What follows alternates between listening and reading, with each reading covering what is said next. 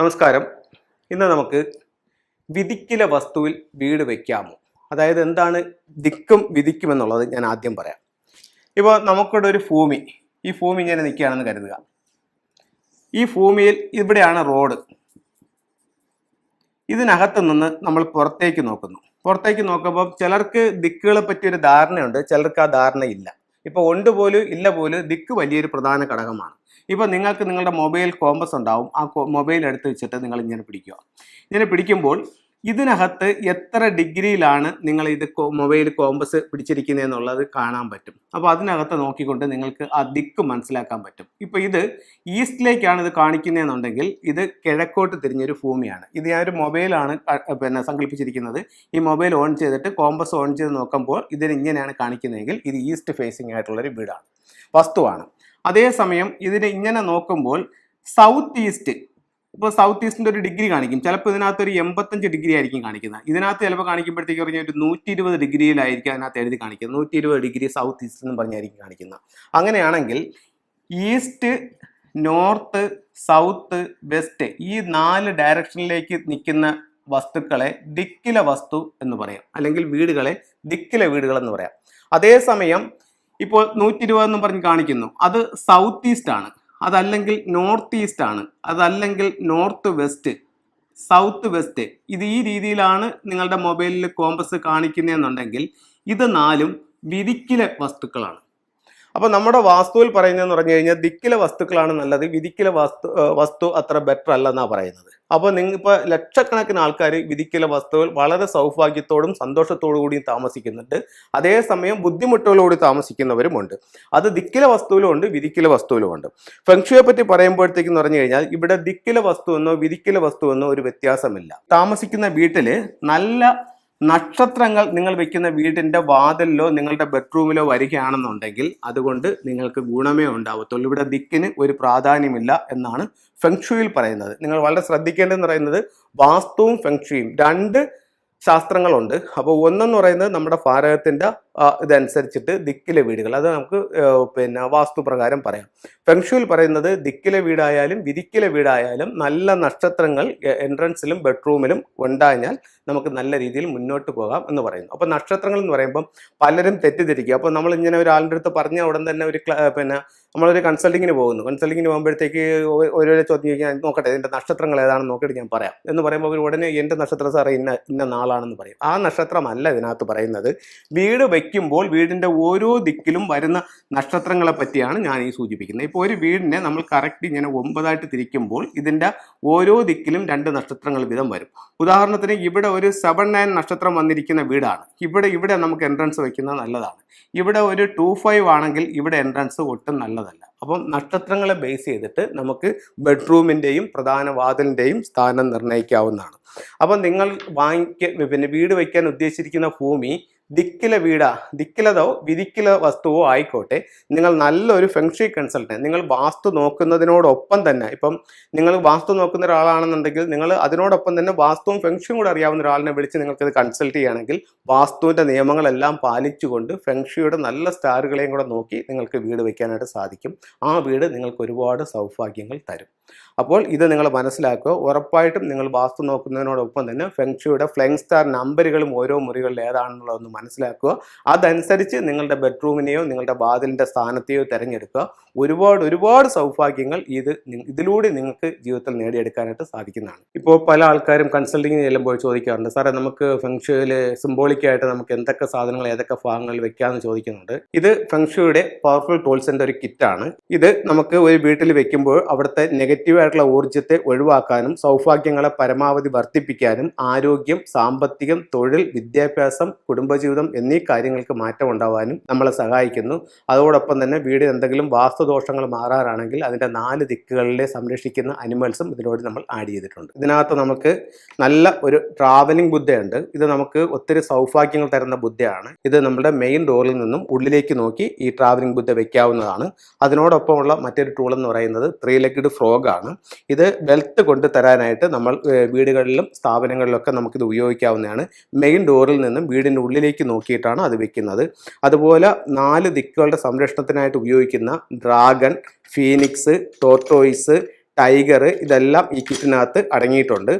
അത് കഴിഞ്ഞിട്ട് അടുത്ത ഇത് ടോർട്ടോയ്സ് ഉണ്ട്, അതുപോലെ തന്നെ വൈറ്റ് ടൈഗർ ഇതിനകത്തുണ്ട്. അങ്ങനെയുള്ള ഫെങ്ഷുയുടെ ടൂൾസുകളെല്ലാം ഇതിനകത്ത് വന്നിട്ടുണ്ട്. അതുപോലെ തന്നെ വീട്ടിലേക്ക് വരുന്ന നെഗറ്റീവായിട്ടുള്ള ഊർജ്ജത്തെ ഒഴിവാക്കാനായിട്ട് ഉപയോഗിക്കുന്ന ബാക്വ മിറർ, അതോടൊപ്പം തന്നെ ഡബിൾ 8 സിമ്പിൾസ് ഉണ്ട് നമുക്ക് സമ്പത്തിന് വേണ്ടിയിട്ട് വെക്കുന്ന. അതിനോടൊപ്പം തന്നെ ചൈനീസ് കോയിൻസ്, ഗോൾഡും കോപ്പറും ഇതിനകത്തുണ്ട്. ഗൃഹനാഥനെ സപ്പോർട്ട് ചെയ്യുന്നതും തൊഴിൽപരമായിട്ട് അഭിവൃദ്ധി കിട്ടാൻ ഉപയോഗിക്കുന്ന 6 റോഡ് വിൻഡ് ചെയിൻസും ഇതിനകത്തുണ്ട്. ഇതെല്ലാം കൂടെ അടങ്ങിയിട്ടുള്ള വളരെ പവർഫുൾ ആയിട്ടുള്ള ഒരു ഫെങ്ഷു കിറ്റാണ് ഇത് ഒരു വെൽത്ത് ബേസ് ആണ്. ഇതിപ്പോൾ പല ആൾക്കാരും ചോദിക്കുന്നുണ്ട്. അപ്പോൾ നമ്മൾ കൺസൾട്ടിങ്ങിനെ പോകുമ്പോൾ പല ആൾക്കാരും ചോദിക്കുന്നുണ്ട്, നമ്മുടെ സാമ്പത്തികം മെച്ചപ്പെടുത്താൻ വേണ്ടി നമ്മുടെ ക്യാഷ് ബോക്സിലോ അല്ലെങ്കിൽ നമ്മുടെ അലമാരയിലോ ഒക്കെ സൂക്ഷിക്കാവുന്ന അല്ലെങ്കിൽ വീട്ടിൽ സൂക്ഷിക്കാവുന്ന എന്തെങ്കിലും ടൂൾസ് ഉണ്ടോ എന്ന് ചോദിക്കാറുണ്ട്. അപ്പോൾ ഇതെല്ലാം കൂടെ അടങ്ങിയ വളരെ പവർഫുൾ ആയിട്ടുള്ളൊരു കിറ്റാണ്. ഇതിനകത്ത് നമുക്ക് ഒരു 3 ലെഗ്ഡ് ഫ്രോഗ് ഉണ്ട്. അത് നമുക്ക് വീട്ടിൻ്റെ ഉള്ളിലേക്ക് വരുന്ന രീതിയിൽ അതിനെ വെക്കാം. അതുപോലെ തന്നെ ഇതിനകത്ത് ചൈനീസ് കോയിൻ, ഗോൾഡ് ഉണ്ട്, അതുപോലെ കോപ്പർ കോയിൻ ഉണ്ട്, ആർട്ടിഫിഷ്യൽ ആയിട്ടുള്ള ക്രിസ്റ്റൽസ് ഉണ്ട്. അത് കഴിഞ്ഞിട്ട് ഇൻഗോട്ട് ഉണ്ട്. അതായത് ഇത് ഇൻഗോട്ട് നമ്മൾ എപ്പോഴും ഉപയോഗിക്കുന്ന സ്വർണ്ണ സമ്പാദ്യത്തിനായിട്ടാണ് ഉപയോഗിക്കുന്നത്. അതുപോലെ തന്നെ നല്ല സിറ്റിൻ്റെ സ്റ്റോൺസ് ഉണ്ട്. ഒത്തിരി സ്റ്റോൺസ് ഇതിനകത്ത് ഞാൻ ആഡ് ചെയ്തിട്ടുണ്ട്. ഈ സിറ്റിൻ എന്ന് പറയുമ്പോൾ നിങ്ങൾക്ക് നെറ്റിലൊക്കെ നോക്കിയാൽ തന്നെ അറിയാൻ പറ്റുന്നതാണ്. വെൽത്തിനെ അട്രാക്ട് ചെയ്യുന്ന ഒരു സ്റ്റോണാണ്. അതിനോടൊപ്പം തന്നെ നല്ല ചെറിയൊരു ലാഫിൻ ബുദ്ധിയെ നമ്മൾ ഇതിനകത്തോട്ട് വെച്ചിട്ടുണ്ട്. അപ്പോൾ ഇതെല്ലാം കൂടെ അടങ്ങിയ വളരെ പവർഫുൾ ആയിട്ടുള്ള ഒരു വെൽത്ത് ബേസ് ആണ് ഇത് ഒത്തിരി പവർഫുൾ ആയിട്ടുള്ള സാധനമാണ്. ഇത് നമുക്ക് നമ്മുടെ ക്യാഷ് ബോക്സിൽ വെക്കാം. അതല്ലാതെ നമുക്ക് ഒരു വെൽത്ത് ഡയറക്ഷൻ ഉണ്ട്, ആ സ്ഥലങ്ങളിൽ ഇത് വെക്കാവുന്നതാണ്. ചില വീടുകാർ കൺസൾട്ടിങ്ങിന് വിളിക്കുമ്പോൾ അവർ പറയുന്നുണ്ട്, നേരത്തെ പല ആൾക്കാർ വന്ന് കൺസൾട്ട് ചെയ്തിട്ട് പോയതാണ്, പക്ഷെ നമുക്കൊരു റിസൾട്ട് കിട്ടുന്നില്ല, നമുക്കിവിടെ എന്ത് ചെയ്യാൻ പറ്റുമെന്ന് ചോദിക്കുന്നുണ്ട്. അപ്പോൾ നമുക്ക് ഫെങ്ഷുയോടൊപ്പം തന്നെ അതിൻ്റെ കൂടെ ആഡ് ചെയ്ത് ചെയ്യാവുന്ന വളരെ പവർഫുൾ ആയിട്ടുള്ളൊരു മെത്തേഡ് എന്ന് പറയുന്ന ഈ പിരമിഡ് വാസ്തുവാണ്.